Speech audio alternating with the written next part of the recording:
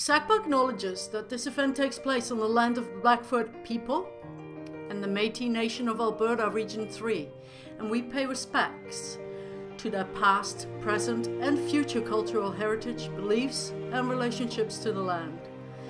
SACPA commits to assist reconciliation efforts by raising awareness of the ways past and present injustices can be reconciled. Tonight, we are having a panel discussion on addiction issues and best practice. Ryan Craddock, Ryan, will you put your hand up, please? Ryan Craddock of Shaw Spotlight TV is taping this session to be broadcast later on. Thank you all for coming here this evening. I really appreciate on such a gorgeous May day that you have come out to sit inside rather than being out there. I am Bev Muendel-Atherstone. I am your moderator this evening. SACPA acknowledges that this event takes place on the lands of the Blackfoot people and Métis Nation, Alberta Region 3, and we pay respect to their past, present, and future cultural heritage, beliefs, and relationships to the land. SACPA commits to assist reconciliation efforts by raising awareness of the ways past and present injustices can be reconciled. This is the 55th year of SACPA. We're a not-for-profit organization with a volunteer board, many of whom are here tonight, whose mandate is to bring weekly presentations from local and national to international current issues to Lethbridge. Our function is educational. The topic of addictions has been a reoccurring theme during our weekly sessions throughout the 2022-23 year.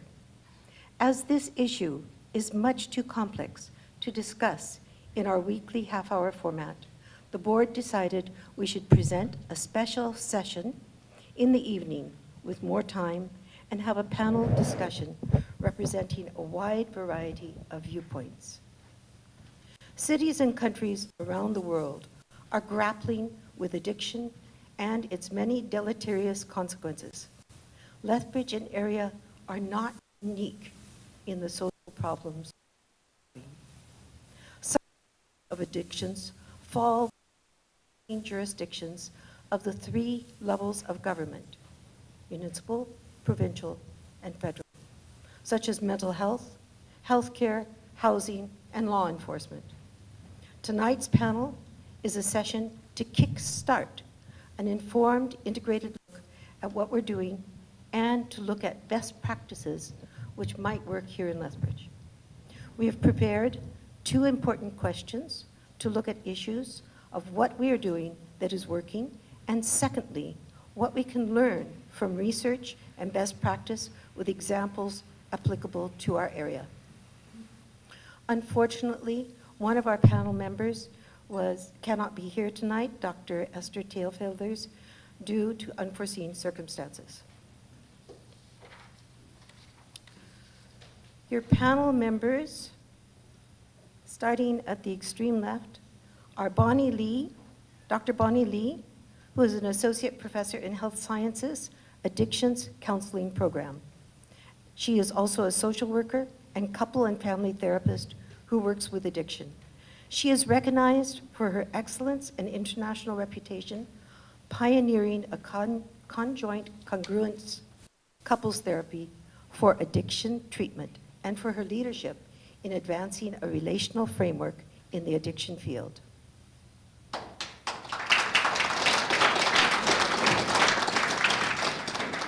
Thank you very much.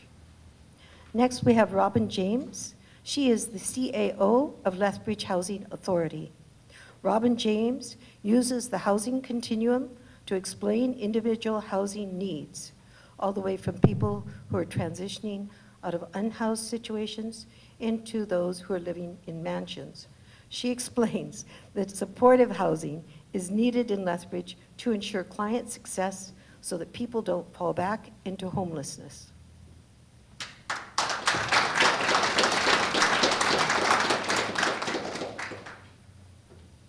Next, we have Chelsey DeGroot. Chelsey has worked within the field of addiction for the past 16 years in various capacities such as Housing First, Supervised Consumption Services, and the justice system. Welcome to Chelsey.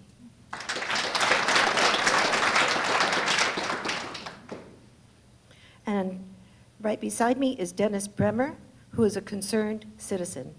Dennis spent 28 years in the Canadian Navy watching city after city fail to protect their downtowns. Welcome, Dennis.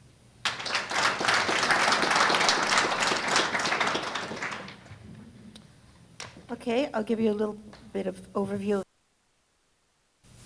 I will ask 2 questions. Panelists will answer in the order of an earlier held draw. Each panelist has 5 minutes per question. Some have decided that they want to break up questions differently than I ask them, and so may do 5 minutes and have that continue on to the next 5 minutes. Knut Peterson, who's right here in the front in this pea green shirt, will be the timekeeper. He will hold up a 20-second card alerting the speakers to wrap up. Actually, he will hold up a 1-minute card and then a 20-second card so that you'll know when your 5 minutes is coming to an end. After the panelists have answered the 2 questions, we will then have a question and answer period in which you, the audience, can come up and ask your questions. That will go on until a few minutes before the library closes at 8 p.m. We want as much as possible information sharing, not just opinions. To allow for as many questions as possible, I ask that questions be no longer than 1 minute long and answers may be up to 2 minutes long. Out of respect for the speaker, we request that you please mute your cell phones now. SACPA expects a respectful attitude. We do not tolerate interruptions, heckling, profanity, or racist or sexist comments.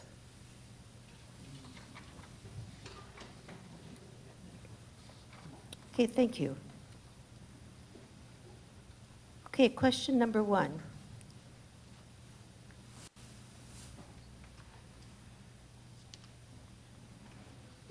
And the first person who I will call on will be Bonnie.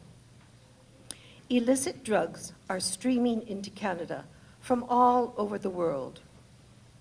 During the first 9 months of 2022, about 20 Canadians died daily from opioid toxicity.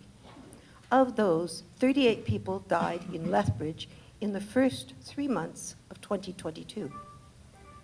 What is Lethbridge an area doing right in regard to substance abuse addiction? Please give specific examples. Bonnie. Go ahead. Evening, everybody. Can you hear me? No. Yeah. How about now? No.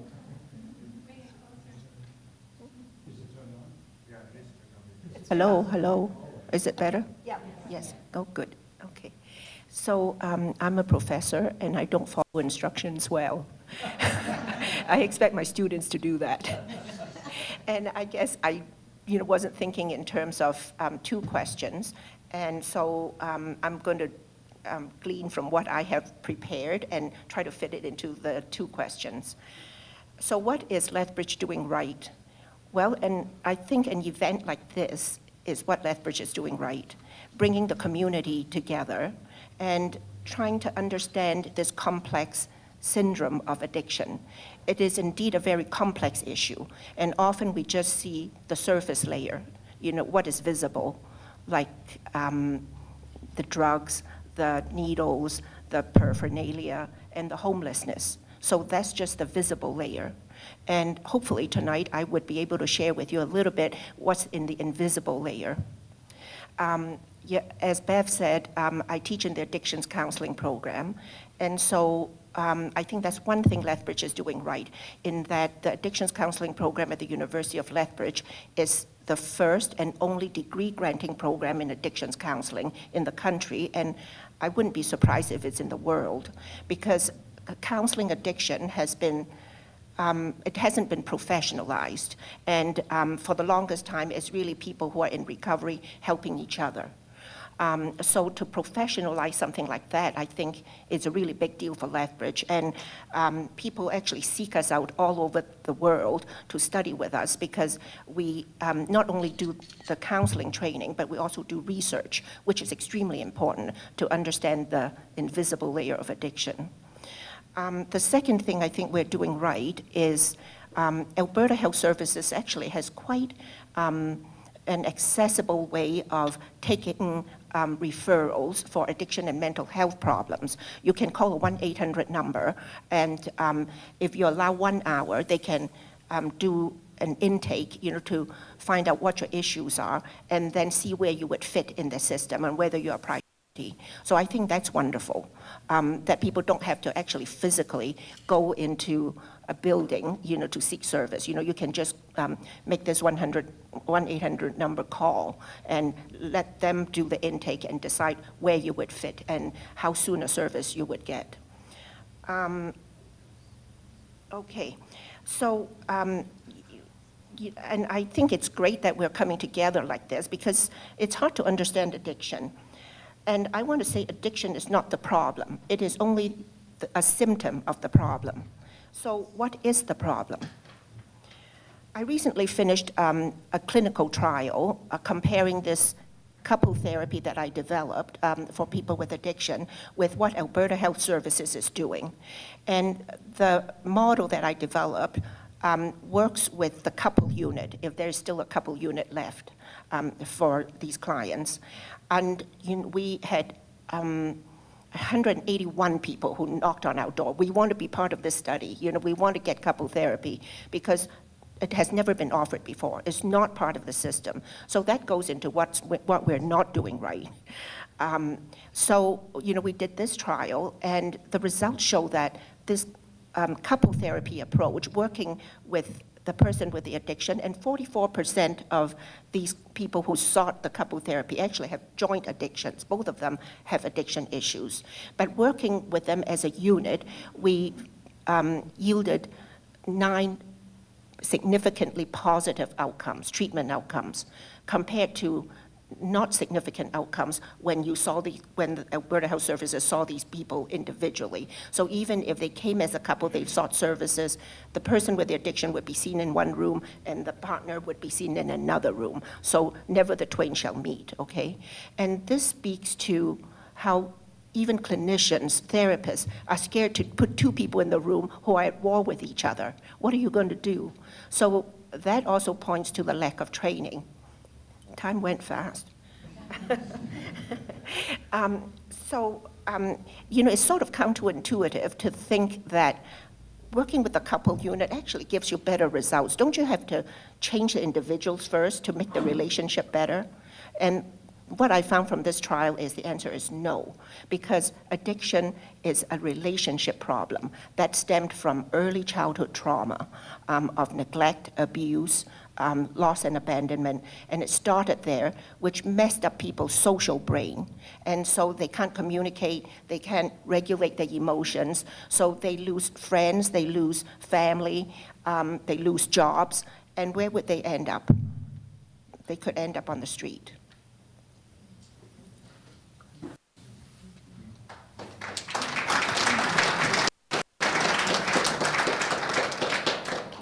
Thank you, Bonnie. Robin James. Okay, can everyone hear me?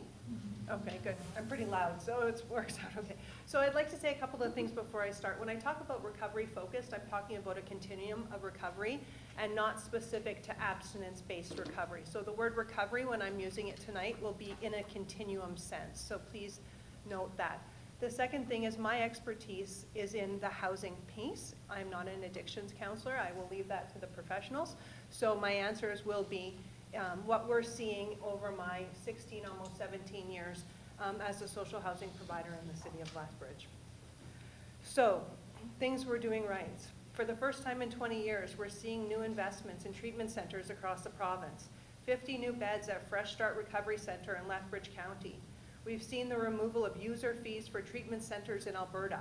This is a huge, big deal.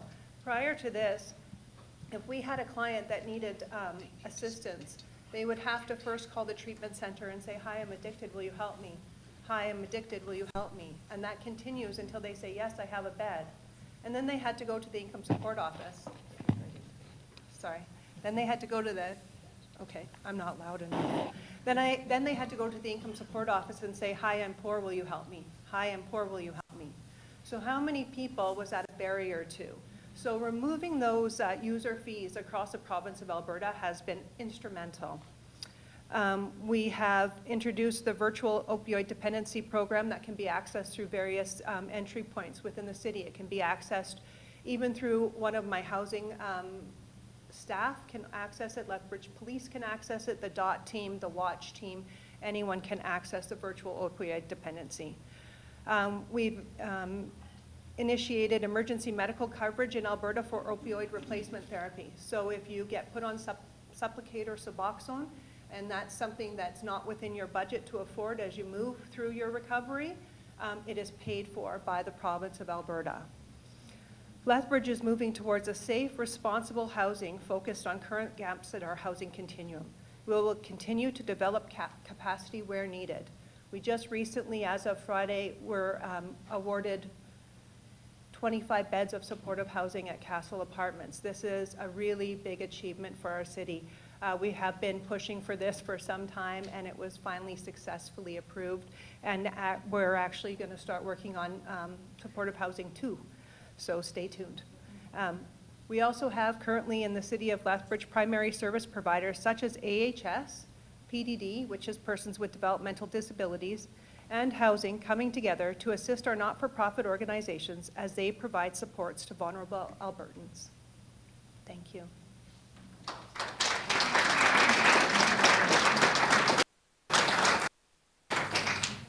That goes fast.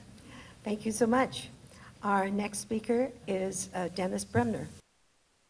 Speak right into the mic, please. Everybody hear me? Okay, thanks very much. The concept of counseling services facility in our downtown is a good one. Once an addict decides to rehab, having our own services will benefit all. Another advantage, shelter under Blood Tribe Health is a good idea, and as time goes on, we all hope and trust we have put in this organization pays off. The scan office that is just recently supposedly going to be set up, that's another positive move. Life extension efforts by all the volunteers is actually quite remarkable and commendable effort by everyone. The addition of Fresh Start Recovery Center expansion is timely and hopefully as effective as we hope. We should continue this type of treatment and recovery and avoid SROs at the early stage, and I'll explain in a moment. When our community sets up its center, appreciate that at best 5% will seek rehab. So whom among us has come up with a solution for the other 95% that we have knowingly, thoughtfully invited and forever will reside in our downtown? We assume the care campus is for everyone, but it is not. So where is the plan for the 95%? So why delay SROs at this time? SROs, which are single resident occupancy, have proven over the years that they increase the odds of death by 70%, and in some cases, I will show you up to 82%. Doing away with SROs until a person is confirmed totally abstinent will theoretically save 7 out of every 10 lives. This is from healthanalytics.ca. But I'm going to show you something you probably can't read from there, but if you look at the blue, the yellow, and the orange, those are the total percentage each year, each month, of the number of people that have died alone and behind a door. That's the reason why we're going this route, which if you look over there, I've got basically a barrack, son of a gun on Navy, okay? To show you that this is consistent, this is not something that was just sort of a fluke on the part of Lethbridge. This is the BC Coroner's Office graph, and it shows again, the number of people that died in hotels, SROs, and private residences, and you can see that the total is 82% of that 872 people.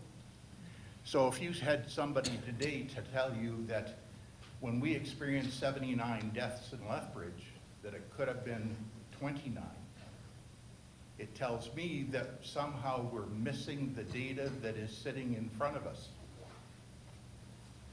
When we get into an SRO, here's an example of some of you that may be from Vancouver. This is the old hotel from, or sorry, the old City Hall in Vancouver back in the 1940s. It was converted to an SRO in 2010. This is what we have now. And what you've got is a whole bunch of people that you think, oh, well, they're just outside of this SRO. No, they live in the SRO. They live in this single resident facility, but they don't trust the fact that they can get themselves in trouble behind a door. So they come out in the summertime, they populate the street, they don't have any trouble getting drugs, and that's why last week or the week before, do you remember they cleared out Vancouver? Vancouver's east side, East Hastings, they cleared out 3 blocks. It was these 3 blocks. It's because the people that were on the street had a home. So now think about how that implicates Lethbridge. If you can populate houses as SROs Speaking to the mic, please. Sorry. If you can populate houses as SROs, give people a home, and you give it to them too early, this is what happens. And what happens is even if you're right on time, if they have quit using drugs and they're moving forward, well, then they move out, in which case you've got to repopulate that SRO again. And in doing so over time, you get that. So I think we're doing a lot of things right with manpower, but I think we're doing a lot of things wrong with the whole system. And I'm the black sheep here. I don't follow what everybody is doing because I've seen it fail in too many places. Thanks.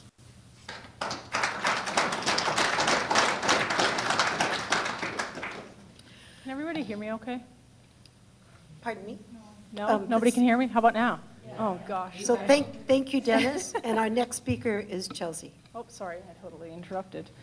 I'll make this kind of short and sweet because I don't want to duplicate what other people have said, but I think what Lethbridge has done really well, and I think it's provincial as well, is investing in programs such as the Drug Treatment Court.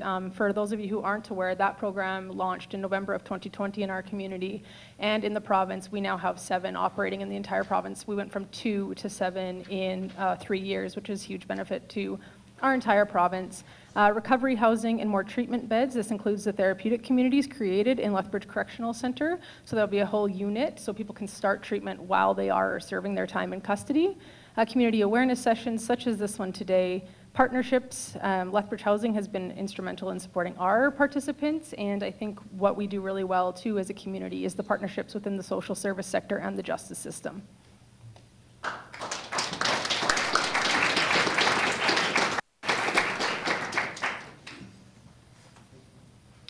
That really was quick. You still have 3.5 minutes. Do you want to tell us about what those 3 items are, quickly? Which 3 items? Maybe just like what drug treatment court is? Okay, drug treatment court. Has anybody heard of drug treatment court here?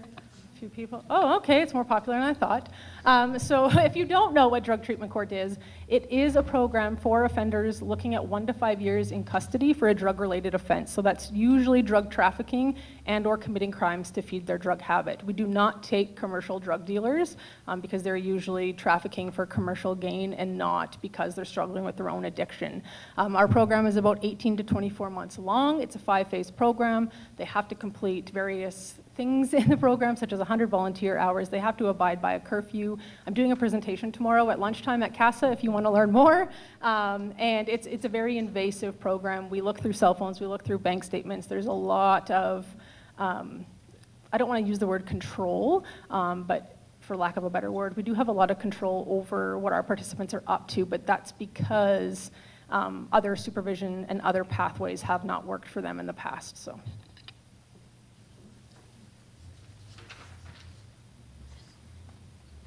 Thank you so much, Chelsey. Okay, question number 2. Here's where we get to dream. And the first person to speak will be Chelsey again. Nice. All right. In view of your expertise and your experience, what can Lethbridge learn from other areas and apply here to help alleviate this crisis? Please give specific examples of best practice that you believe would be applicable here. Thank you. Well, I might have some unpopular opinions, but I'll share them anyway. I think it's really important that we meet the needs of all individuals in our community in supporting that continuum of care. That includes supervised consumption services. People come into recovery in many different ways, and we need to understand and respect each individual journey. Investing in more wraparound supports and back to the housing first philosophy. Having access to opioid antagonist therapy is great, but people have to have access to a phone, the internet, etc., and some of those basic needs. How do people receive callbacks when they don't even have a phone or a house to reside in? And also investing in more trauma supports that are more affordable. This is also a huge barrier, And if we look at how people come into addiction, maybe one time was a choice of using, but most of the people that we work with have a lot of unresolved childhood trauma, and without that support and addressing the root issues, you'll never solve the issue.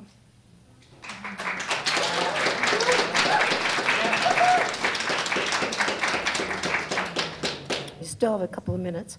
I would like you to define wraparound supports, opioid antagonist therapy, and trauma supports. I care. Okay, so I think when I think about housing first, I'm not sure what's happened. It's been a while since I've been removed from that area, but back in my housing first days, it wasn't just about putting people into housing and leaving them there. It was about checking in on them, making sure that they were getting their basic needs met, and that they were accessing the services that they needed, like counseling, like food bank, and whatever else that individual needed to be successful. And that success means whatever to them. We can't use our definition of success for other participants in our community or individuals in our community, and I think that's the biggest gap. Opioid antagonist therapy is like Sublocade, methadone, Suboxone. What was the other question, Bev? Trauma supports. And trauma supports. So that's, really looking at that trauma counseling piece. And there's free counseling that's offered through AHS, which is great, and they've been a great partner in our drug treatment court program. But you can only get so many sessions, and they don't really address the trauma piece and looking at EMDR and other approaches to trauma to really address those needs. And counseling is about $160 to $250 an hour, and so if you don't have money or you're getting $790 a month, you're not paying for counseling.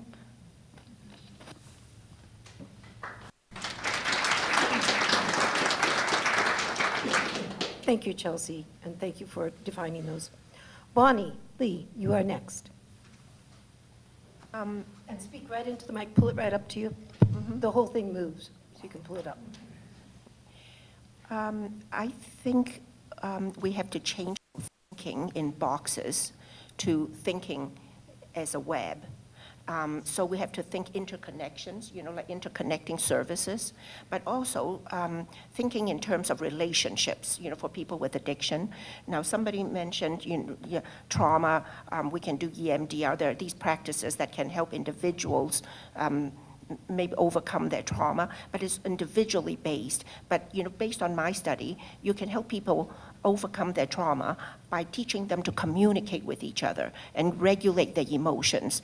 And that's a very practical way of undoing the damage from the past and the patterns that they inherit from the past, right here in the present, making their lives better, getting along with people, knowing how to stand up for yourself but not being offensive. So that kind of thing. So I think communication can be a very important way to resolve trauma. So we have to think relational, we have to think interconnection. According to recent statistics, between 30 to 35 of homeless in Canada have a mental illness, and 20 to 25 have a mental illness and an addiction. And most of these people end up being homeless either because of domestic violence or being kicked out by their parents, or they run away, or they had experience of foster care, and there's a high percentage of them who went through foster care. And just from this kind of profile, we learn how important relationships are to healthy functioning, or how poor relationship, damages in relationship could really put people on the streets. So my hope is that we can work together, like both in terms of trauma care, but also housing. Also, like here, I want to refer to this idea or concept of recovery capital, and I don't know if you've heard of that concept. Yes. So recovery is not just one thing, but it's a balance of assets and deficits that a person has. And each person with addiction has a different balance of deficits and assets. And what we want to look at is, what are their financial resources? Do they have transportation, safety and security? Do they have shelter, clothing, food and nutrition, medication, environment free from alcohol and drugs? Do they have social support? Do they still have an intimate partner supportive of their recovery? Family members who care, friends? Do they have a job? What's the education level? Work environment, access to treatment, continuing care and aftercare, the general health status. Do they have a physician? Are they complying with legal requirements from the Drug Treatment Court, for example? Do they have goals and hope for the future? Do they have religion and spirituality? Do they have ongoing support groups like AA or NA? Do they have online access to support groups and information? Maybe the library is really helping out a lot in that regard. And do they have others who look up to them and rely on them for their recovery, which gives them a sense of purpose and significance? So all that could constitute recovery capital, and no one person or treatment can provide all that. So we really need to work together, think relational, think interconnection.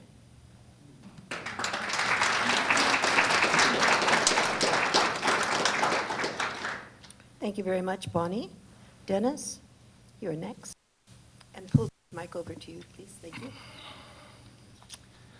Why in 2020 would a city like ours knowingly install a community care campus on the 19 acres in the downtown, down by 5th, Stafford Drive and 5th North? Why is this information not being disseminated well in advance of any formal presentation itemizing possible and probable implications on downtown businesses, residents, and tourism, so it can be evaluated in advance of any presentation by City Hall, so you have all the information? When we send people off to rehab, the very first thing we do is remove them from all the bad influences and try to place them somewhere far from where there is familiar ground. Yet as a prelude to this, we want addicts to reside in the worst possible situation, which is our downtown, under the worst of influences, which is drugs, drug dealers, and other addicts, with immediate access to all, and then we wonder why nobody's rehabbing. Data. You could find any data you need on deaths due to overdose. It's very easily to come by. It's everywhere, but not one shred of data on successful rehab 1, 2, 3 years out. Why? Where is that data? What we appear to do is operate with little to no performance requirements, consuming large amounts of money. Strangely, the only people that seem to recognize this are the Blackfoot elders. They can see it as plain as day. Lethbridge can build an ever-increasing size of shelter in the community care campus, but for as long as it is a shelter, addicts can choose not to sleep there, as in the diagram I showed you. This means that no matter how big you build your campus, addicts can continue to live in our parks, vacant land, and public areas in the summertime. I ask at what point do we, as taxpayers, realize that 95% of the users will not participate in any aspect of the community care campus, and those 95% are now formally being invited into our downtown. There is no plan other than to police, which is a proven failure, and it is no plan at all. Housing. When you consider that 72% of the addicted population in BC and 67 to 70% of the addicted population in Alberta who died so behind closed doors and alone, one has to wonder what the purpose was putting them there in the first place. They are safer in an airport hangar than they are in an SRO. Why are we so obsessed on housing these people? Does it make us feel good, even if doing it will kill them? We are now at a crossroads. You either fall into one category or another. You're either on the side of making Lethbridge a destination for the addicted, or you're on the side that leaves Lethbridge in control of its destiny. To do that, large Lethbridge residents would have to rise up en masse and demand council suspend this process, or Lethbridge taxpayers launch a class action lawsuit against the province and federal government. Or we silently watch the Lethbridge downtown disappear as well as monitoring the neighboring residential areas. Our solution is different from the city solution. Our solution is to give a safe home for 300 plus addicts of all races outside of Lethbridge. Our plan removes the addicts from dealers and their influences over the city. Our intention is also not to duplicate any services in Lethbridge. All we are proposing is we relocate the addicted out of town, give them a home and not a shelter. They will be encouraged to try sobriety, and in group atmosphere, they will respond to positive reinforcements far better than they would if in isolation. This facility that we're talking about is all races. Into the mic, please. This facility that we're proposing is all races. I've been dealing with 14 elders in the Blood Reserve. They don't particularly like the idea that they've got all their people downtown. They would like to have them out. I had it financed last year, but I couldn't get anybody to support me in this. And I can tell you right now that if we allow this to continue, we will have a facility downtown that is going to attract probably in excess of 800 addicted people, because it is going to be a party town. We have got 10 square blocks of downtown business area. 10. Doesn't take long to destroy it. So I would highly suggest you think about it. I have been. Thank you.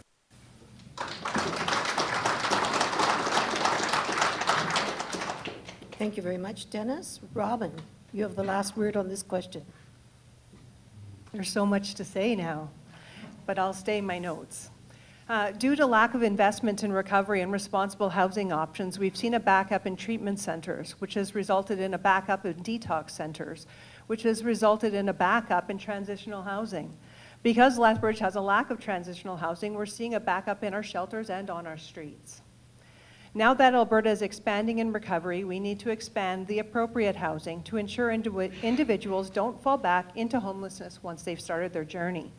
Specifically, housing such as pre-treatment housing, second stage post-treatment housing, as well as various types of supportive housing for individuals that may never see success alone in the private market. So we're talking about individuals that may have developmental delays that will always require things like food security, medication supports, those types of things. As far as what can we look from other models, I think we need to look at the Portugal model, not all of it, but pieces of it. There they have developed a dissuasion commission. So individuals are required to report in front of this dissuasion commission. When they're standing before them, it's similar in layman terms, or the most simple terms, to a drug court. So until we have something developed in our Alberta model, we need to be able to expand our drug treatment courts, use assertive engagement with individuals, and use some motivational interviewing techniques with our individuals that we're serving. Motivation can go a long ways. We need to ensure that the first time someone says no, we ask again. We see it a lot, individuals who are housed and then they won't reopen the door. But it's a little hard to not reopen the door when someone's standing before you with a food basket saying, hey, I'm here again. I know you told me to go away, but here I am, and guess what? I've got groceries. So there's lots of ways to skin the cat, and we need to start looking at those motivational techniques in our city. We've done a great job of meeting people where they're at in our city. However, now we have to ensure we're not going to leave them there. We need to take them by the hand, we need to walk alongside them, and we need to work together. And lastly, we need to ask our federal government to get tough on drug dealers. Thank you.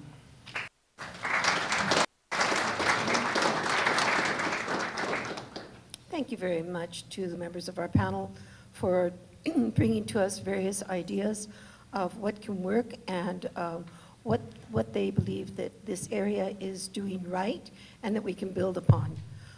It was my my belief and SACPA's belief that we should look at this from a positive framework and try and see where we can build from here rather than going into the negatives. The library does close at 8 o'clock, so we have until then, and now it's quarter to 7, so we're in good shape. We have until then to ask questions and have answers. I'm going to allow up to 1 minute for your question, and you would come right up here to the podium to ask your question. Then you can address your question to any one of the 4 panelists or to more than one, or you can ask each one to respond. That's up to you. We will restrict the responses to 2 minutes. Ensure that as many people as possible are able to come up here and ask their question. I will ask that you come and line up here, right here behind me. And right now the floor is open to your questions. Please do not give a long introduction because that will limit the time for your question. Okay, the floor is open. Thank you. Please state your name before you ask your question. Thank you all. Thank you. My name is Kathy, and I'm just a concerned citizen. What are the possibilities of joining these 2 models? The one the gentleman here is talking about, a big facility. I hear it being talked about by the professor that community and relationship is so important.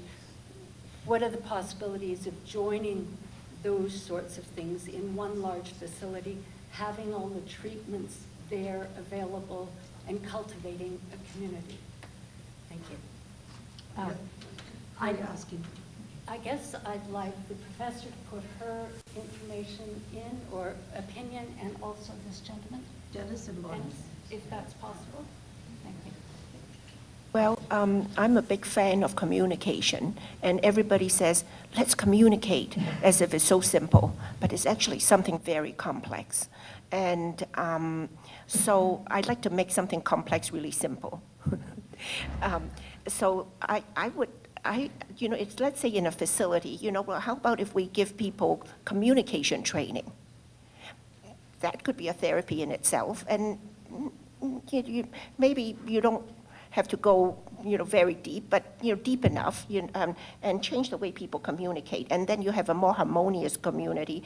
And with good communication, people have a sense of self-efficacy. You know, they feel more empowered, you know, because people hear them.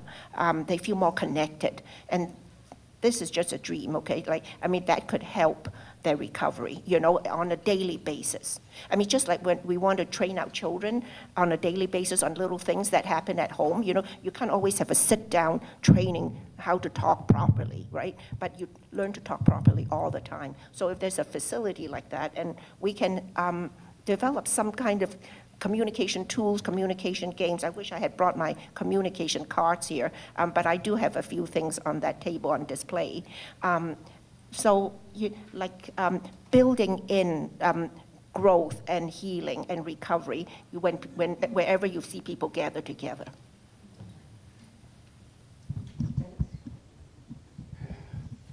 I think that it would be quite easy to meld our idea with virtually anyone. In fact, we were not going to duplicate any service whatsoever. We were just going to have a facility that an individual can call home. He would have his address there. He would get a bunk and a locker, and it would be his until he either rehabbed or he passed away.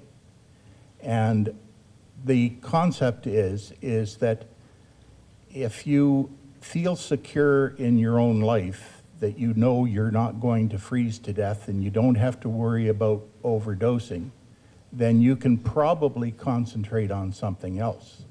And so the objective is to give the addict the peace of mind of knowing that he is able to have a home, he can go to it when he wants, and he can come in our case, we organized with the mayor a bus system, if we can get this done, between the 509 and downtown Lethbridge, and then to Standoff. And the objective was to get all of the mothers and relatives and whatnot together and have them work in the facility or volunteer in the facility. And then these people would go back and forth, and again, it would be any color of individual could take indigenous traditional healing, or he could take traditional healing. So he could come into town, come into the community care center, and he would have access to all the facilities here. So the two can bind really easy. And what it does, and this is a sidebar, is it saves the downtown. This has got nothing to do with racism or Indians or indigenous. It has got a lot to do with caring for addicts, period.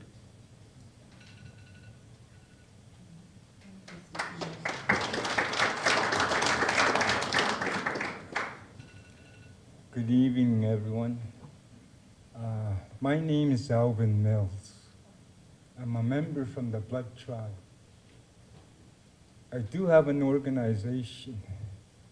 It's called Aahkkoiyiiniimaki. It's a Renewal and Healing Center.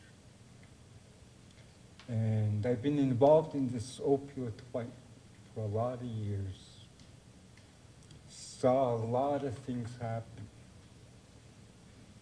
And every time we start talking, we have to include the indigenous.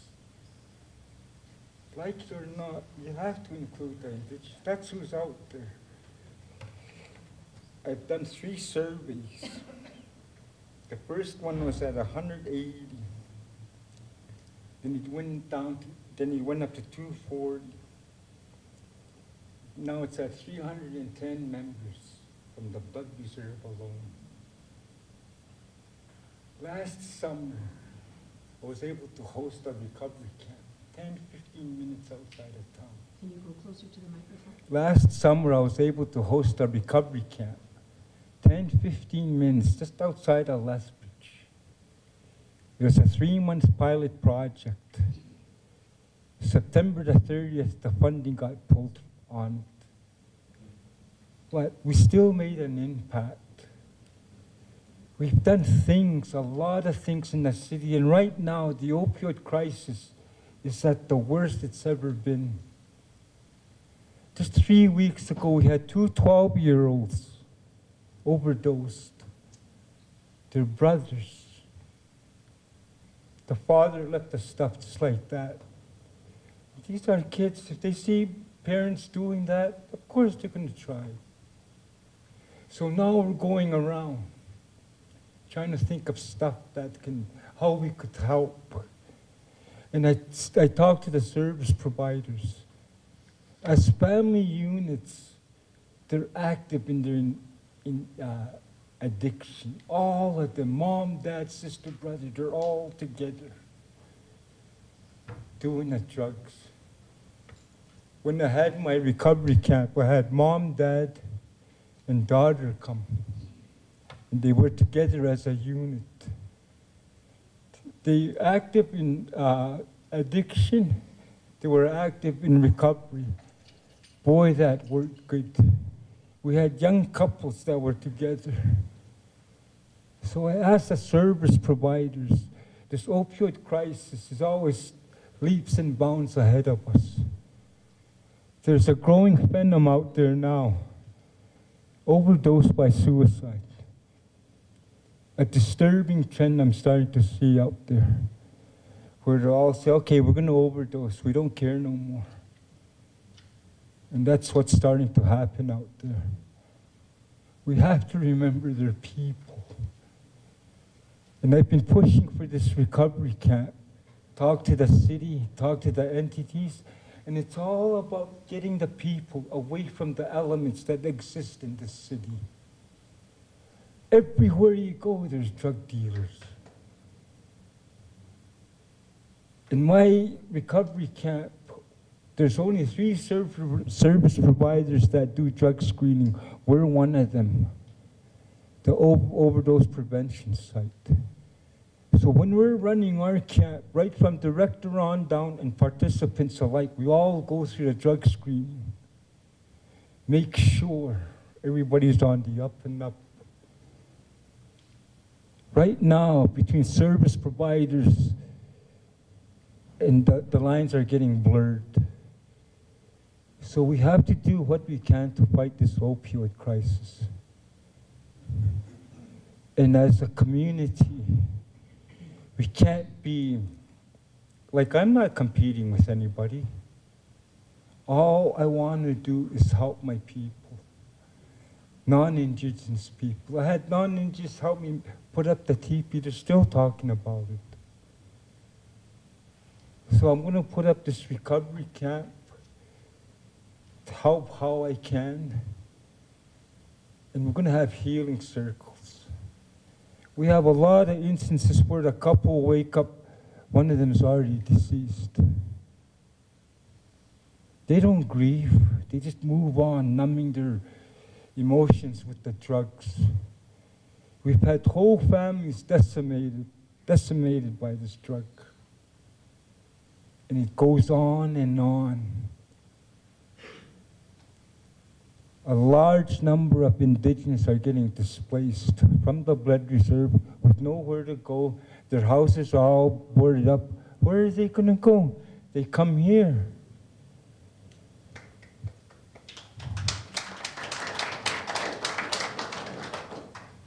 So I just plead, like, with the community, if you see someone struggling out there, I agree with Mr. DeGroot, that's just a symptom. A lot of them have trauma, intergenerational trauma. Myself, I spent 14 years in a residential school, so I'm a survivor. I have a background in trauma, grief, and now I want to start doing suicide intervention.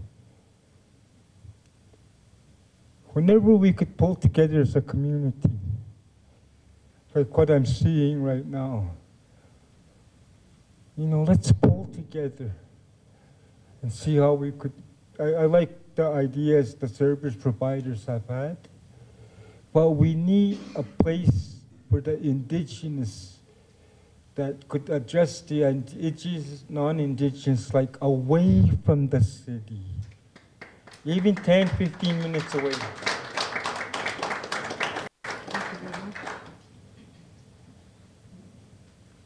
Thank you, Alvin Mills. Who would like to respond to that? Obviously, I agree. I think that our biggest problem is we still try. I may be pushing an envelope here, but we still try to assimilate. We still try. I never had so much feeling of difference was when I went out to Alvin's camp. And I realized that the people that I knew as Indigenous don't think like me. So why should I try to force them to think like me? I can't remember the last time I got up and did the chicken dance. you know what I mean? It's an entirely different civilization. It is an entirely different background. And for us not to treat them with the respect they need and be able to work with them, I think is You're not speaking into the microphone. Speak into the microphone. I just think it's terrible that we can't seem to come to some sort of common ground. And I've got a saying, and that is you can't drive a TB stake into concrete. You just can't. So how do we get it so that we can get them to Mother Earth, bring these people back to a place where they've got a facility that is in a familiar area, that is serviced by their own people, and then we can learn. That's it. Thank you, Dennis. Bonnie, do you want to comment? Because some of these things were about some of the therapy that you're involved in. Well, addiction isolates, and so does trauma.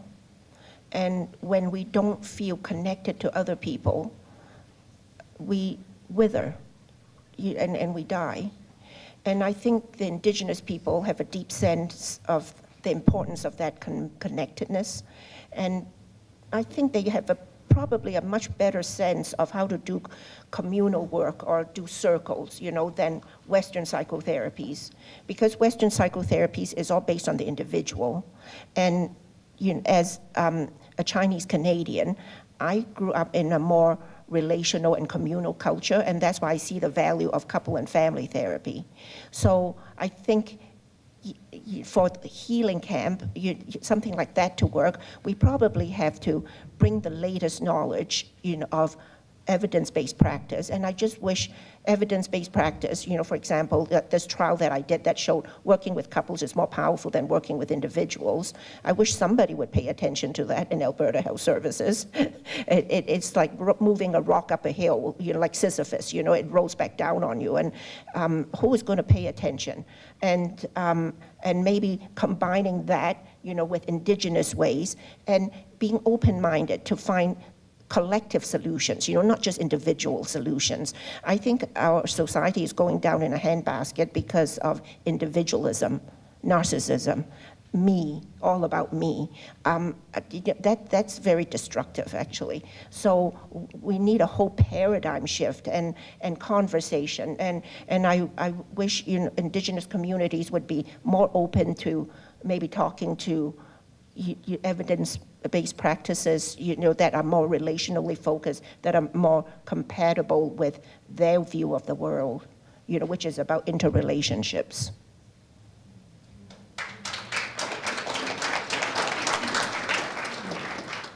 Thank you, Bonnie. For those who weren't here right at the very beginning, we had an Indigenous person invited to the panel who was going to come, Dr. Esther Tailfeathers, who works in addiction and works with people on the Blood Reserve, but at the last minute she was not able to come. So we do believe very strongly that there must be this relationship between the Lethbridge Dominant Society and the Indigenous community. So we thank Alvin very much for coming up and giving us information about what he is doing. Okay, our next speaker, please. Hello, everybody. My name is Bride. I'm a registered nurse in the Lethbridge Recovery Center, which is our medically supported detox for AHS. It's run out of the hospital. My question is for you, Dennis. I wonder, I did take a look at your renderings and with your idea, I guess it's a multifaceted question in that besides the data that you have, where did it come that you would, like I also worked at the jail and I find this to look very much like a jail setting, very much. And I just wonder, would you have programming? Who would you be partnering with? As we've heard from the other three panelists, there's so much more than just taking these individuals and putting them into group living. And so I wonder, yeah, besides your data, what evidence do you have that would suggest that this would be a better answer than all the things that we've discussed in there. And that comes from a place of just knowing, and now working in recovery for 3 years now, and just seeing that they also want to feel human. And my personal opinion is that by taking them in a bus and dropping them off somewhere like this, it's actually just adding to the stigma of addiction and telling them that they're different from all of us, when really they've most likely had a lot of trauma in their life, and that's what we should be focusing on, as opposed to taking them and isolating them somewhere else. So I want to know about that and about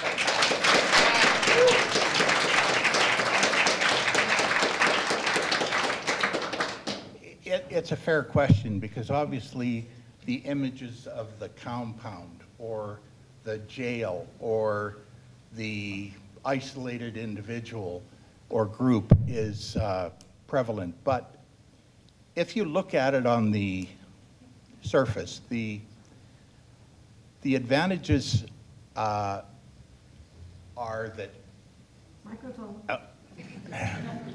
the advantages are that they get an opportunity to live among themselves, first of all, and secondly, what I'm showing you there is one wing of a 5-wing unit on lessccc.com. You'd have to take a look at the entire, I submitted 37 pages to the city on what I thought should be built. And this was in consultation with 14 elders. This is not something where it's a punishment to get on a bus to go home, because if that was the case, there must be some people from Paradise Canyon awful ticked.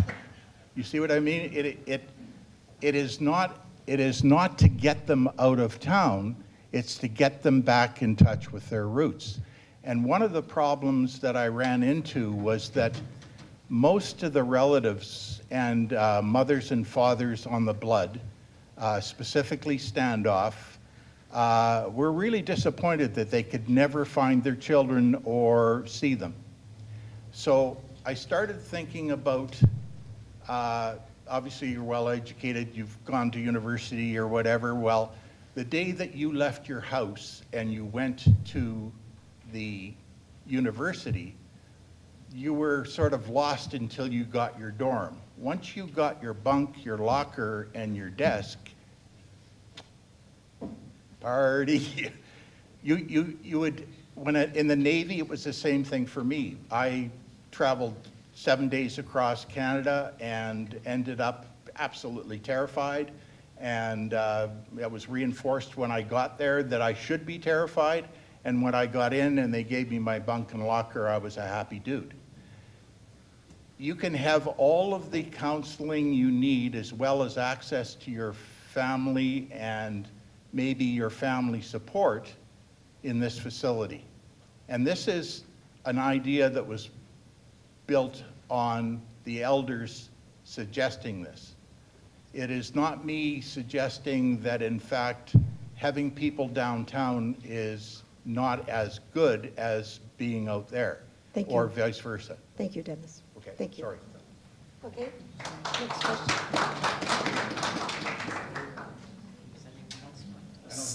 Someone left their clipboard up here. Was it Alvin?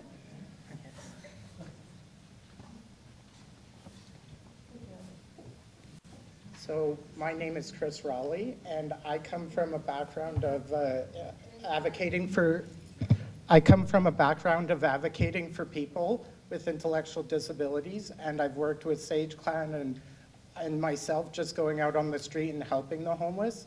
And one thing that I see is they need purpose in their life, and just offering them a place like this isn't purpose. It's not purpose.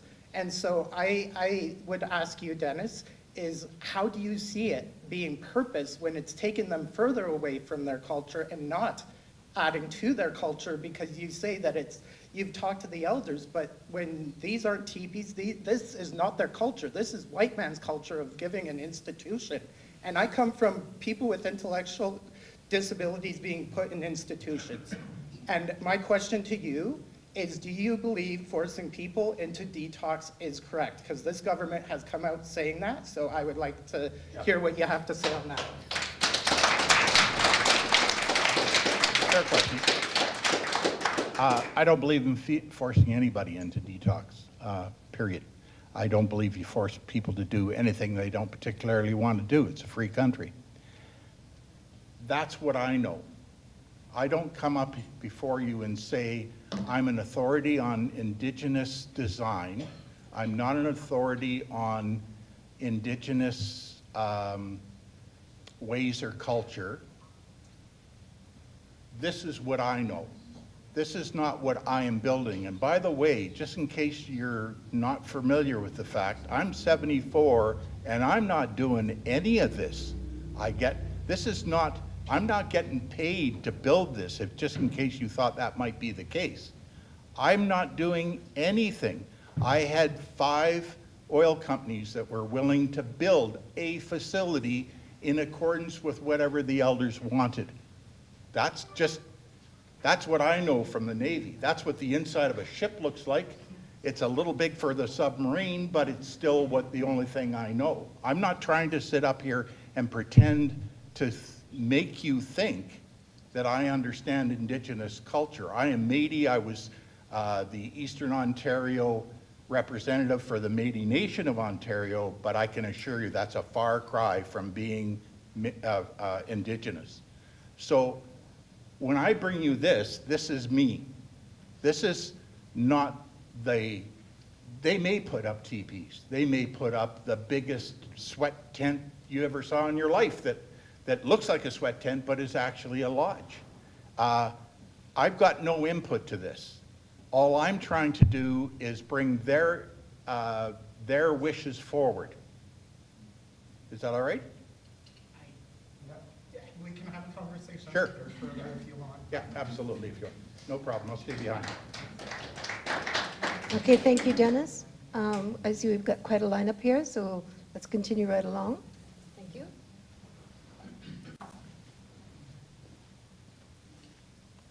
Hi, my name is Michaela. Little bit of background. So I volunteered. Can you hear me? Mm-hmm. Okay. That was good. With Sage Clan in the past. I now go out on my own.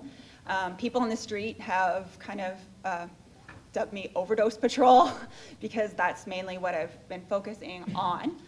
And so I just want to say, like Chelsey, I know a good friend of mine actually went through a drug treatment court. I went to his graduation, and he's doing really, really well. So it was really awesome. I have some background in workshops with Dr. Gabor Mate, and he says that trauma basically is formed in relationships, but also healing. And so, I thank you for speaking on that as well. So I kind of have a question actually for maybe Chelsey or Robin, I don't know, maybe both of you could answer this. And just in terms of with drug treatment or with the housing, what kind of extra therapies would you guys like trauma therapies, would you guys be wanting to add or see would be beneficial in your programs? I think for us, and I didn't add this, but I would talk about it tomorrow in my full presentation because it is about an hour long, but in talking about relation and healing as a whole, we don't just treat the individual person, we do treat other family members as well, because it is really important that we treat everybody that's in their life that's willing and able to participate. I think the only thing is we work with a designated counselor that has experience with our population, and maybe just having more available counselors that are able to support in the way that our current counselor does would be beneficial, and just more of that and more affordability, because that's usually a burden. In drug treatment court, all of our participants have a treatment budget, and that's how we're able to afford counseling for them, but ongoing, because after our participants graduate, we don't have a budget for them anymore, and so if they're not working, we try to set them up, as they're reaching graduation, what are the benefits going to look like, because they are usually employed by the time that they graduate. Where can they gain those benefits from? Because oftentimes we know counseling is ongoing, and trauma, sometimes triggers just happen. And so how do we best support them long term?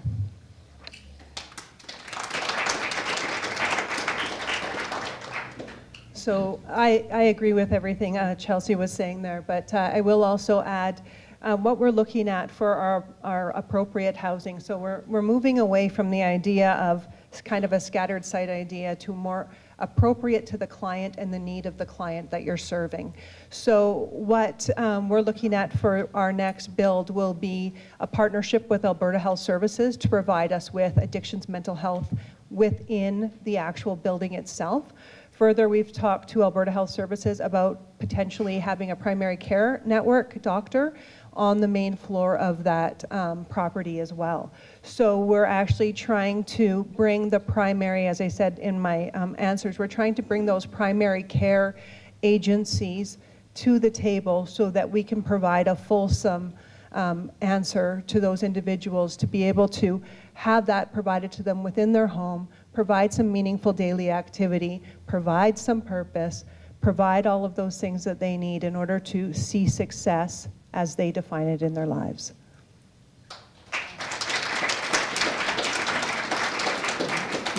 And if I may just add a comment here, it's wonderful to hear that what you're doing, also integrates the healing piece. And our solution is not in a building, right? It's what happens within the building, and how people relate in the building, right? And so I want to put in a plug for the University of Lethbridge new graduate certificate in couple and family counseling program.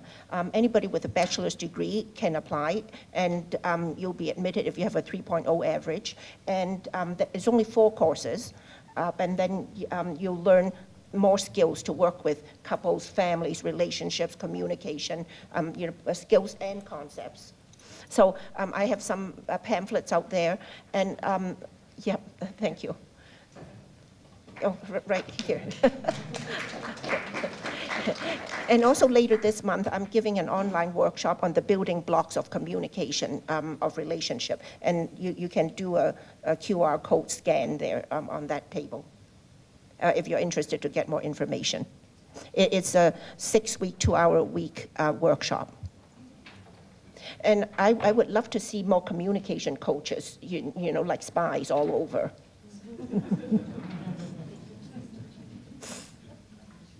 My name is Neil. I'm just old. I've been around for a long time. And it seems like we've maybe gone through a cycle like this once before with alcohol. Because at one time, alcohol was illegal, and there was a lot of poor quality alcohol that made people sick. And I keep wondering, as I see the model we've created, from a business perspective, boy, selling drugs in Alberta or in Canada is a wonderful opportunity. The people need the product very, very much. They'll pay anything they can to get it, and so the government has just allowed anybody who wants to be a dealer a great opportunity. So I guess my question is, to solve the problem, or at least solve it from my viewpoint, we need to get the drug dealers out of business. It seems to me the way to do that is to legalize it and then start supplying clean drugs so we don't have people dealing with dirty drugs or varying quality. So I'd like to hear from the committee as to whether anybody thinks that's a useful vision rather than trying to arrest our way out of the dealers the way we are now, because as far as I can see, we can be locking them up for 1,000 years, and with the amount of money they're making, there'll be just another one will come along.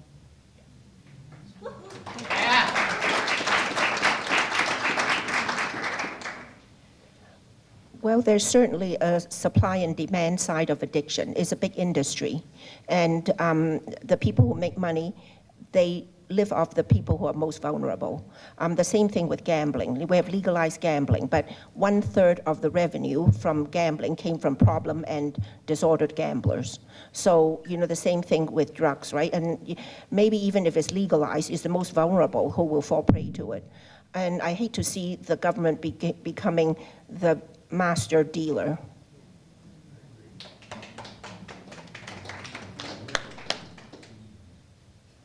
So I too am not a fan of legalization. I believe that we need to be very focused on our drug courts at this point. We have an excellent ability to provide services through those drug courts and be able to offer people, give them the option to control their destiny through that. And we do partner quite closely with drug treatment courts. So when an individual does decide that drug treatment court is their route, we ensure that they have access to safe and affordable housing as they're following through with the staff at the drug treatment court. So I think that although many may disagree, but I'm not a fan of legalization. I'm a fan of the drug treatment court, and I am a fan of 100% punishment on big drug dealers. If you are bringing fentanyl into our country and you are killing our people, you should go to jail forever. That's just my personal opinion, but I also have a young person that I love very much that is 9 months sober. And I'll tell you what, there was a time when I thought if I could take them out, I would, and it wasn't a very healthy headspace for me to be in. So those are my 2 cents with that. I think I'll kind of mimic what Robin said. I think jails serve a purpose for some people, but those that are struggling with addiction, jail is not the place. I'm not sure if I believe we should legalize or not. I don't really have an opinion. I think there's pros and cons to either approach, but looking at incarceration for those that are struggling with addiction, if jail worked and rehabilitated people, we wouldn't need them because everyone would be rehabilitated. And so that's my 2 cents.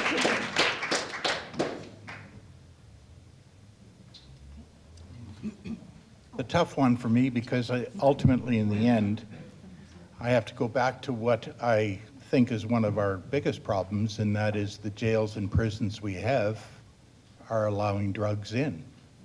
I mean, if we could make it so that when you signed the dotted line as a prison guard, that you were going to get $150,000 a year, and if you got caught with any drugs, you do an automatic 20 years, I would go for that.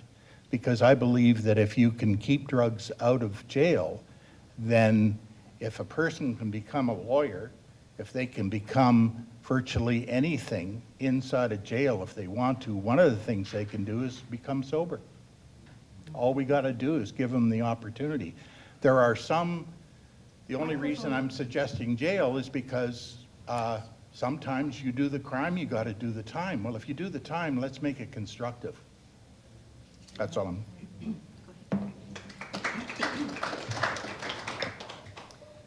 Hi, I'm Sherry.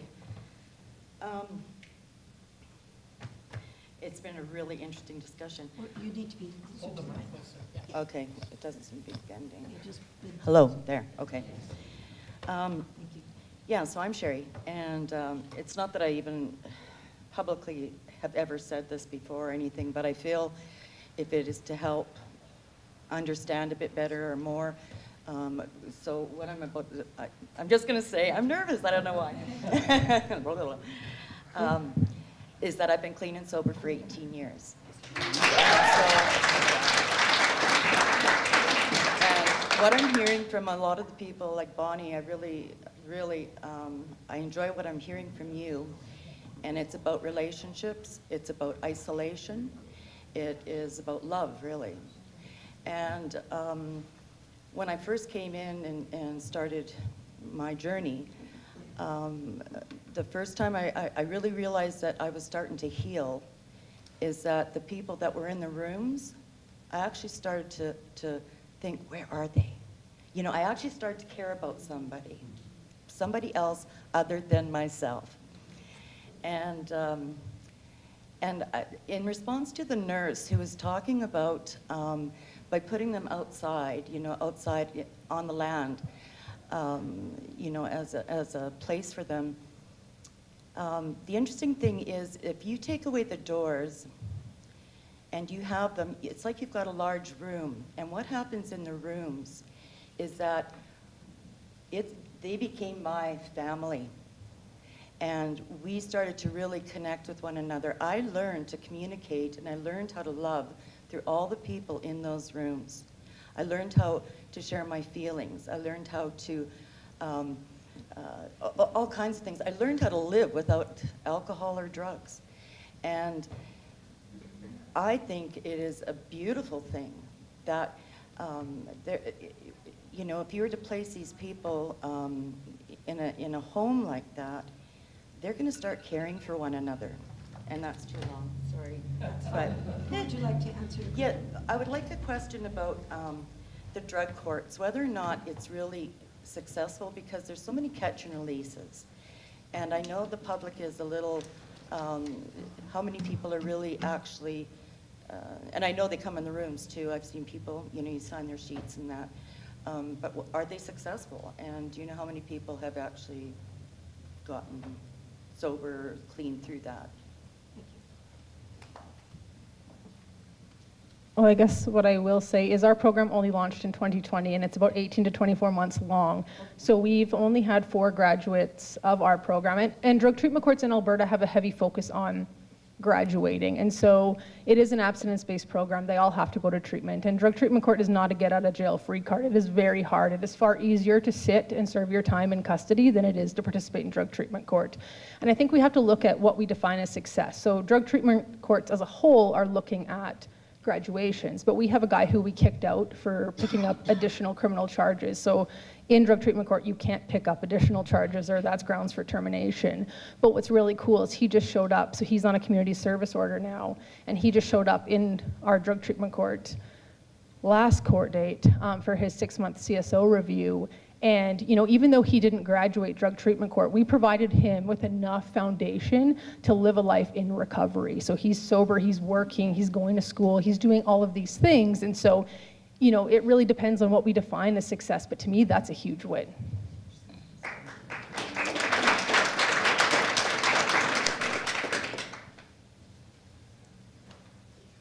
Hi, my name's Lori Hatfield, and I'm with Mom Stop the Harm. And we are... Hi, can you hear me now? I'm with Mom Stop the Harm, and I'm here to talk about... so my son was in active addiction for 13 years. He has been in recovery for the last 3, and he went through the drug court program in Calgary. So he went through, in his 13 years of active addiction, he went through detox about 6 times. He went into different rehabilitation services, not in Lethbridge, because there wasn't anything that he could really get into. He went into rehab about 5 times. And then he ended up in Victoria. And he was out in BC for about a year. And in that year that he was out there, I thought that, well, we actually thought that we wouldn't see each other again. I thought for sure that he would die out there. So my point here is about safer supply.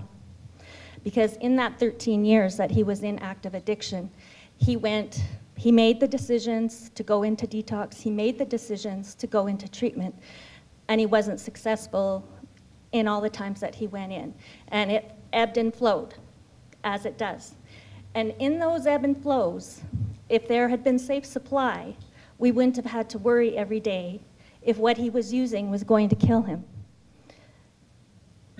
There is so much ambivalence for people that are using drugs to take that step to not use anymore. And I think we need to support and meet people where they're at in their addiction until they can get to a place where they can commit themselves to wanting to make that huge leap for change. So this is why I support safer supply. And my son did go through the drug court program. But my point is that he could have very easily have died, like many of our children have in Mom Stop the Harm, and not been one of the successful ones that managed to last the 13 years before he was able to get into the drug court program. And that's where we need to help people. And that's what I'd like to hear your comments on, Chelsey.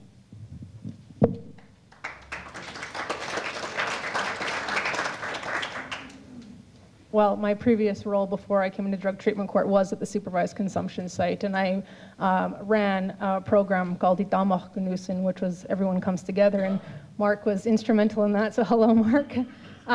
But, you know, I think, was the supervised consumption site, that's an unpopular opinion, but it did keep people alive, because dead people don't get to go to treatment. And you know, did it ruin our community? No, it didn't. It really, we saw some success, and unfortunately, a lot of people in our community didn't get to because they didn't believe in the work that we did. Was it poorly run? Yes. There was some issues there for sure, but it kept people alive, and I know of 2 people who are working in treatment centers today, and we helped them get into treatment, and now they're employed there. So, you know, there are ways. Sorry, if I can just add too, like I said earlier, people come into treatment in very many different ways, right? Or recovery, I guess I should say, and supervised consumption sites are one of those ways, and so we do need them to some capacity.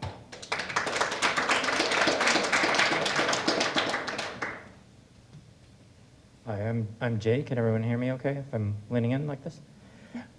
It seems to me that we've talked about trauma. Trauma has come up in a number of comments, but I'm not sure that we've named, as much as I'd like anyway, the source of that trauma, and which for many people, colonialism itself is a major source of that trauma. And so I'm troubled that it strikes me that one of the suggestions strikes me as a colonial response itself. So I see the drug crisis as largely an outcome of, or as Dr. Lee said earlier, maybe a symptom of colonialism, not just colonialism, it's more complicated than that.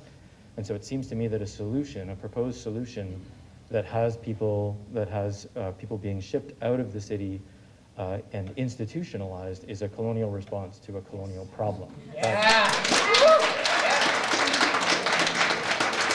So my question then for the 3 speakers who are doing evidence-based work here is, can you tell us how the traumas of colonialism are addressed in terms of housing, in terms of the kind of work that you're doing, Dr. Lee, in terms of you know, SCS, for example? Thank you.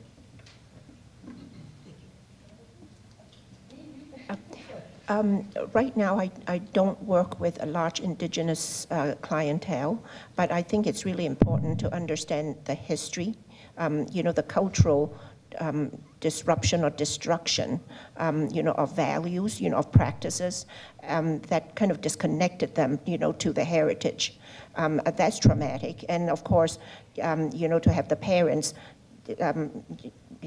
exported, you know, like, I mean, you're allowed to, as you say, you know, to residential schools and being separated from the normal practices, normal community, that there was a lot of trauma there. And so they kind of missed out on how their tradition would have empowered them, you know, to raise their children. So big disruptions, you know, and whatever happened there was big trauma, you know, in the residential schools. And I do have some reservations about, you know, setting up asylums or, you know, putting people somewhere else. Institutions are hard to run, you know, and different problems arise when we have a lot of people together and you have to set up hierarchy and control and all that. So it makes me a little uncomfortable, you know, to think of what happens when you put a group of people together, and you have to have hierarchy, just like a family. A family needs hierarchy, so you need a very benevolent hierarchy. But where do you find these benevolent people and enlightened people? That's a quick question. I don't know. I mean, so we all have to, you know, work on our own healing to get there. You know, like somebody said, you know, we need a lot of love and skill and all that. And how do you find a group of people to run an institution like that? It's always a challenge.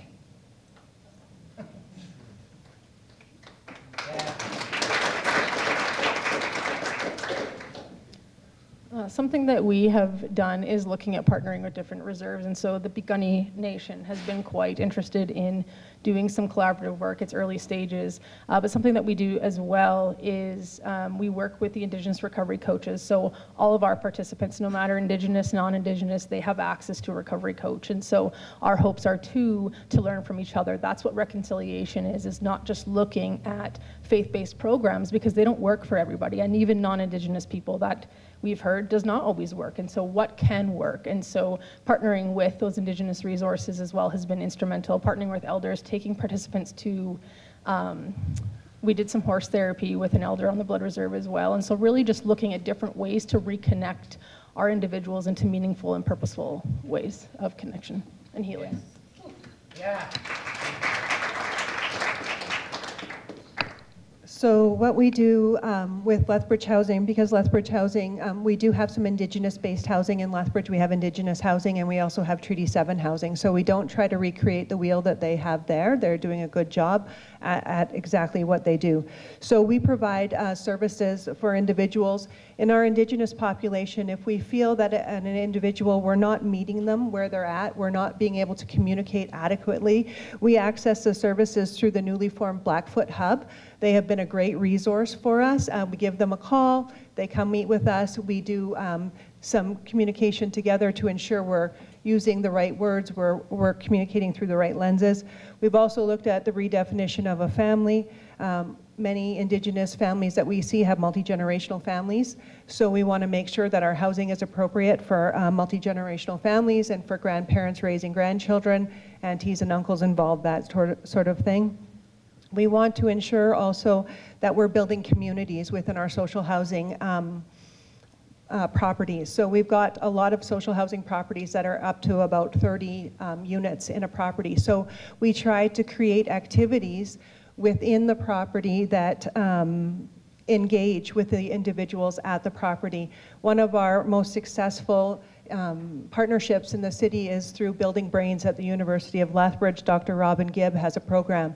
And we sat with them in a meeting years ago, 2-3 years ago, and she said, I've got this funding, I've got this great program. It's to find these little children that are in need of these connections and teaching them learn through play and catching these early developmental things. And I just don't know where to find these children. And so I was like, oh wait, I have those children. I have many of those children. I have 276 units of children that could use a little bit extra support. So we do some learn through play through Building Brains as well.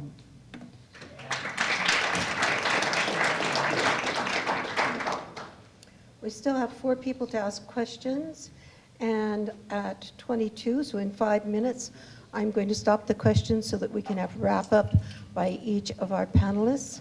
So if you can ask your questions quickly, and if we can get brief answers. Thank you. Hi everyone, my name is Jerry. I was born and raised in Lethbridge. I live in Ottawa now. I'm an Army officer veteran. I have a very undistinguished military career as an Army officer. I left the military to go to law school, and over 25 years I represented a lot of people charged with criminal offenses that had a basis in an addiction: alcohol, drugs, gambling. My mother has a gambling addiction, and she came that close to losing her house and becoming homeless. I come back 3 times a year because she's aging in place, and I want to make an observation and then say one thing. Keep an open mind with regard to Dennis's proposal.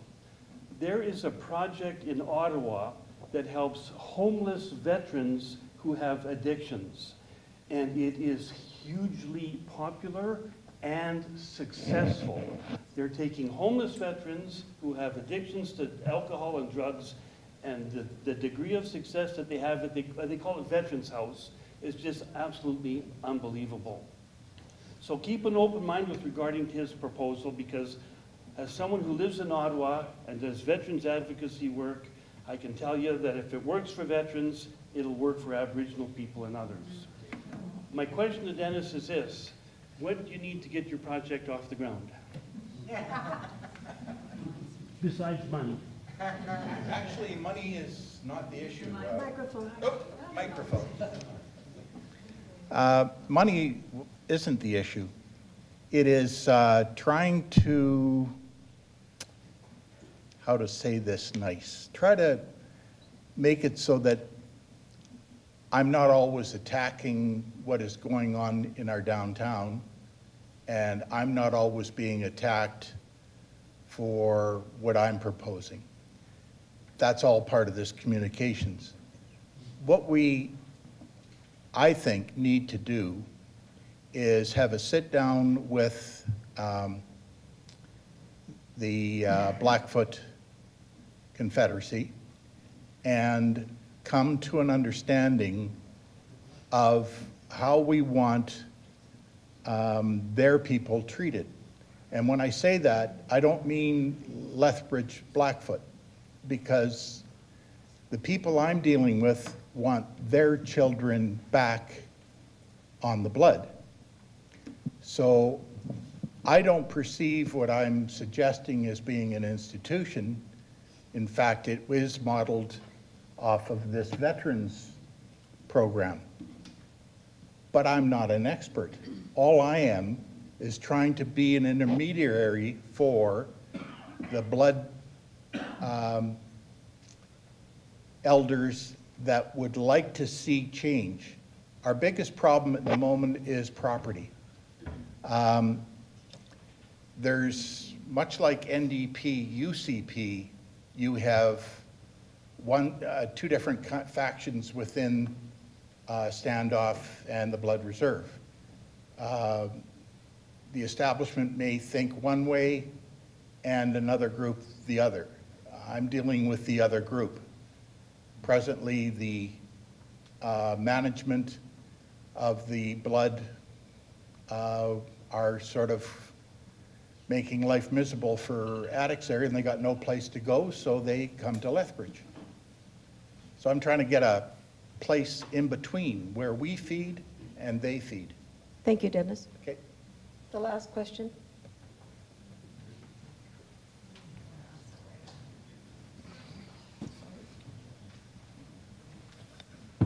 Okay.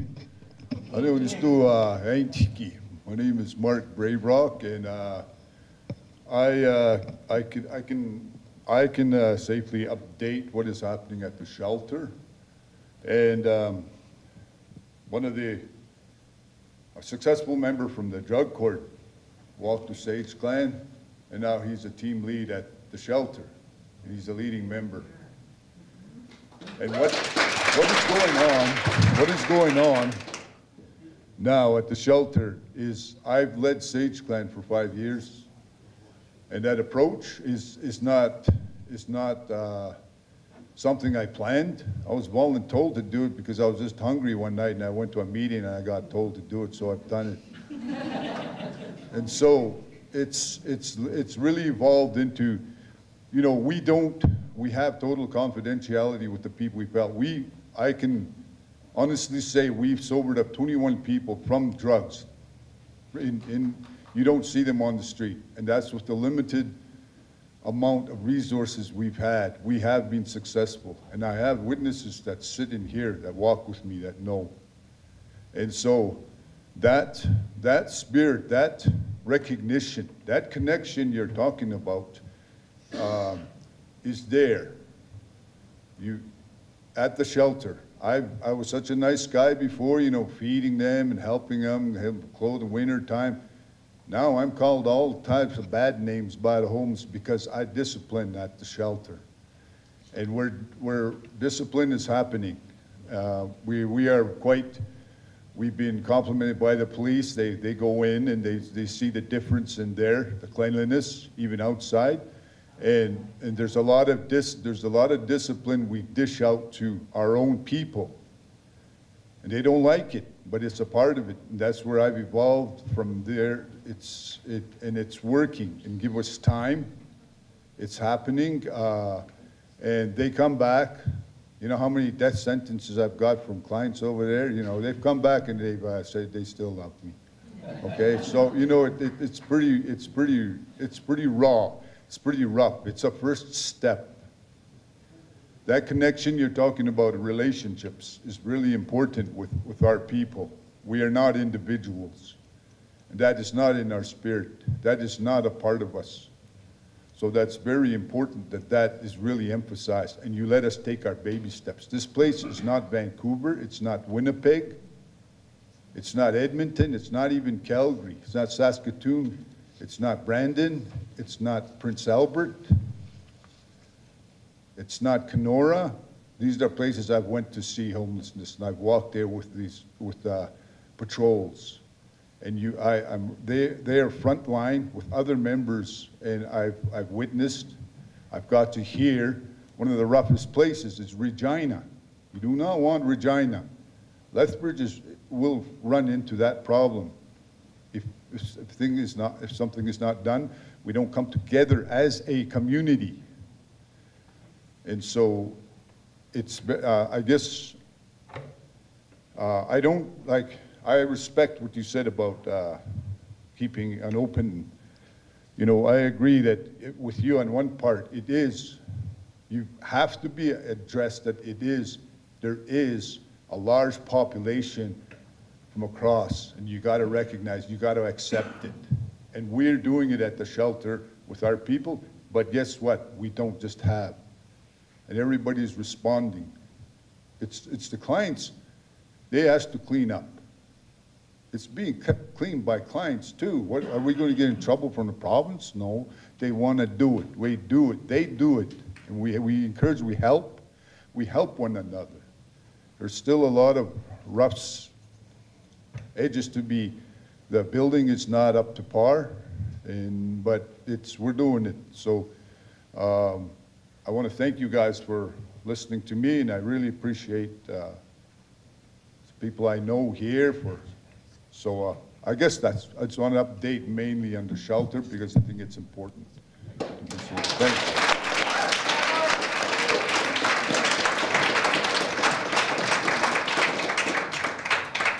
If you want to hear more from Mark Braverock, he's going to be speaking at our regular noon hour SACPA session on May 25th.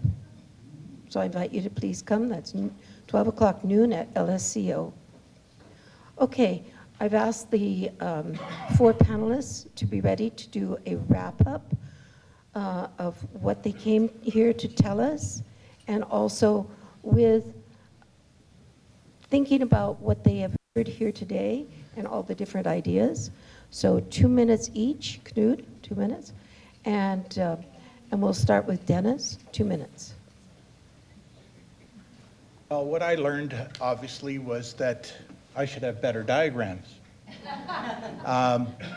The intention was certainly not to give the impression of an institution, which I obviously did. And as the gentleman mentioned about the veterans, I'm familiar with that particular program. I'm not an authority to comment on it. It is a matter of fact that the elders are more than willing to work with Lethbridge, and the objective was and is, if this thing happens, is to relieve standoff of any problem people that they have. They send them to the facility, and we do the same. And then both get the opportunity to ensure they've got safety and security in their respective city. I have a second sidebar, and that is that I'm concerned about our downtown. I didn't hear anybody say how many individuals will go bankrupt, how many people will lose their business, how many people will have to fire their employees. Nobody said that, and it's all because we have a primary focus. I'm not primary focused. I can walk and chew gum. I can do this and satisfy the situation. I don't have to ruin our downtown. Thank you.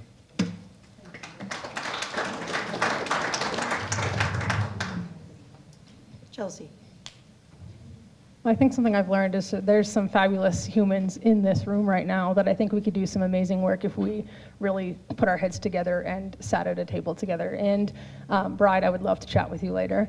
But there's a famous saying in the harm reduction world, nothing about us without us. And I think we need to have people with lived experience at the table as well, Indigenous people at the table, people from the BIPOC community at the table.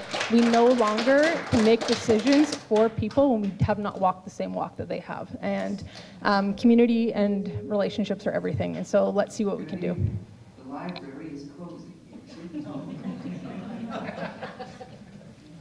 Bing bong. Okay, Robin, thank you. No pressure, I'll wrap it up. No, just kidding. So, sorry, I didn't prepare a closing, but I would like to say that I think it's very important that we have conversations in and around our housing continuum in our city. I think we need to expand upon it. I think we need to ensure once people enter our continuum of care that they never fall out of it back into homelessness.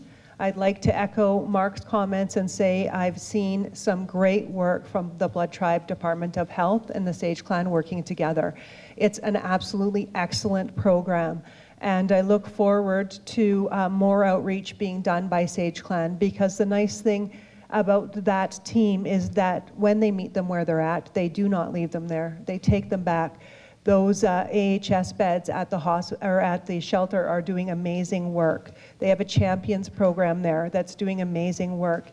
It acts as a feeder right into housing. They've got 2 housing staff there at the shelter now that are directly housing people. So when you fall into homelessness, as long as we work together, when you fall into homelessness, we want to be able to get to a place in our city where we can essentially bounce you out of there, so you don't become entrenched in homelessness, because once you become entrenched in homelessness, it's far harder to move you through a continuum of housing.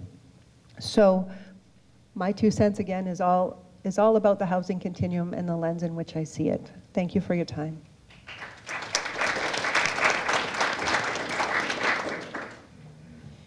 I've been really heartened to hear stories of lives saved and lives turned around.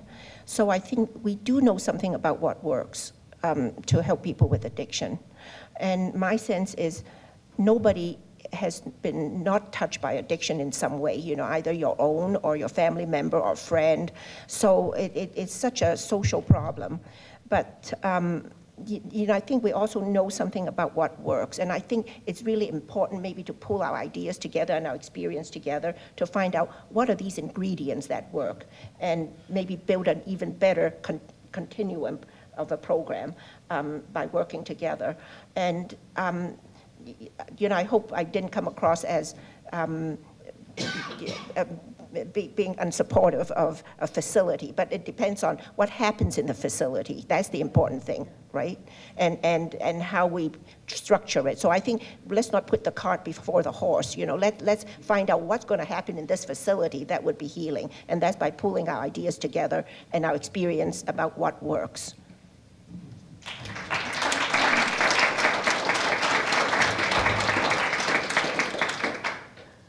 Thank you to our wonderful panel, who really did a lot of work thinking about their different points of view and the best practice and research that they could bring to you. Thank you for each and every one of you for coming. And the library is about to close, but we do have some pamphlets from the college over on the left, and we have some pictures brought along by Dennis Bremer on the right. And you don't have much time to stick around, but if you have a pressing question, ask the panelists. Thank you again to our panel.